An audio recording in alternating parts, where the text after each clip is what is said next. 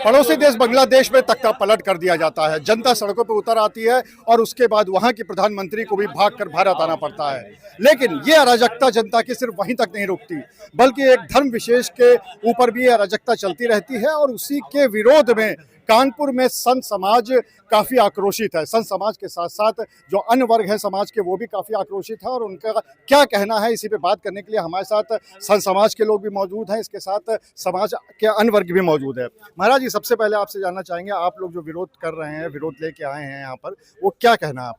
देखिए, पड़ोसी देश बांग्लादेश में जिस तरीके से लगातार पिछले एक सप्ताह से वहां को हिंदुओं को टारगेट करके वहां से जो पलायन, एक तरह से हिंदू मुक्त बांग्लादेश हो जाए ऐसा संकल्प के तहत बहुत साजिशन, जो एक अभियान वहां के जो अराजक है, जो वहां के असुर है, जो दैत्य है, चला रहे हैं और हिंदू की बहन बेटियों की आबरू लूट रहे हैं। वहां के मठों और मंदिरों के, उन मंदिरों को जो 2-2 लाख रोज महीनों सालों तक आपातकाल जब बांग्लादेश भूख के मारे मर रहा था, इस्कॉन मंदिर हो, ढाकेश्वरी माता का मंदिर हो, 2-2 लाख बांग्लादेश के लोगों को भोजन कराया, उन मंदिरों को आग के हवाले कर दिया गया। पिता और भाई के सामने बहनों और बेटियों को नग्न करके उनको आबरू लूटी जा रही है। वहां की संपत्ति हिंदू की लूटी जा रही है और दौड़ा दौड़ा के उनको पीट पीट के मार दिया जा रहा है। ये भयंकर भयावह स्थिति है और असुर भी, शर्माजन, उनको असुर कहना ठीक नहीं है, दानव कहना ठीक नहीं है, उनको पशु कहना ठीक नहीं, क्योंकि पशुओं का अपमान होगा। इसलिए हम सब लोग आज भारत सरकार के मुखिया सम्माननीय नरेंद्र भाई मोदी जी को एक ज्ञापन माननीय जिलाधिकारी महोदय कानपुर नगर के माध्यम से यह है, उनको आग्रह किया है कि विदेशी डिप्लोमेसी अथवा यूनाइटेड नेशन को इन्वॉल्व करके अथवा आर्मी के माध्यम दबाव बना के कैसे भी करके इन प्रकार हिंदुओं की रक्षा होनी चाहिए। हम लोगों ने आज उनको प्रार्थना किया मोदी जी को। समाज की तरफ से और देश की तरफ से क्या कहना चाहते हैं? देश की जो सरकार है उसके लिए क्या कहना ये चाहते हैं? कहना चाहता हूं आपके चैनल के माध्यम से कि 10वीं सदी में इन्होंने जो व्यवहार हिंदुओं के साथ किया था, आज वो 21वीं सदी में भी उन्होंने वही व्यवहार किया है। इनकी कार्य प्रणाली में कोई अंतर नहीं है, इसलिए ईंट का जवाब इन्हें पत्थर से देना होगा। अगर हमारा सनातन धर्म इसमें नहीं तैयार होता है तो वो दिन दूर नहीं है कि मुसीबतों के संघर्ष से घिरना न पड़े।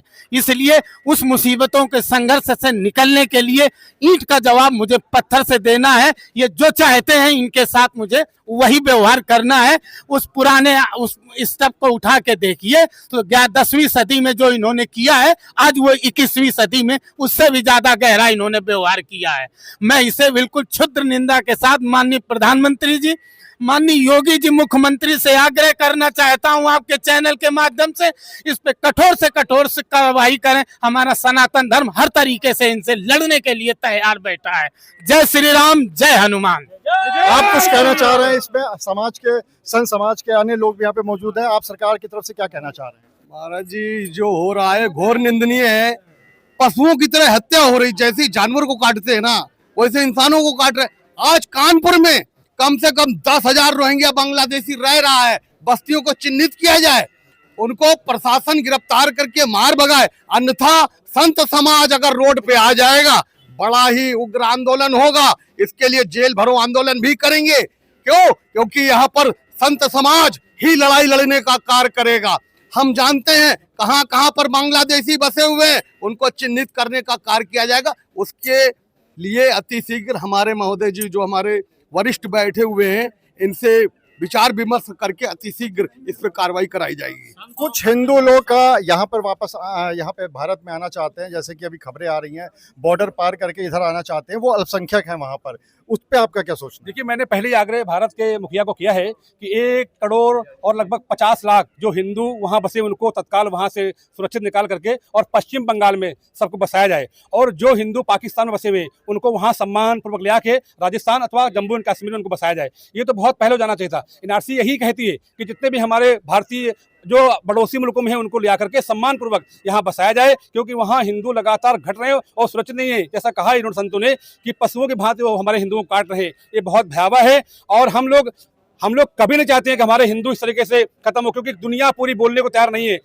म्यांमार में बौद्ध बनाम मुसलमान, इंग्लैंड में क्रिश्चियन बनाम मुसलमान, इजराइल में यहूदी बनाम मुसलमान, हिंदुस्तान में हिंदू बनाम मुसलमान। जहाँ जहाँ मुसलमान है वहाँ अशांति है, वहाँ भयंकर तांडव है, वहाँ दंगा है, फसाद है, वहाँ क्लेश है। इसलिए ये कौम ही बहुत भयंकर है और इनसे कड़ाई से निपटने का समय आ गया है। संत समाज है, उनका ये कहना है कि जो हिंदुओं के साथ अत्याचार बांग्लादेश में हो रहा है वो ना हो और सरकार इस मामले में ठोस से ठोस कदम उठाए। अनुराग अग्रवाल, TV9 कानपुर।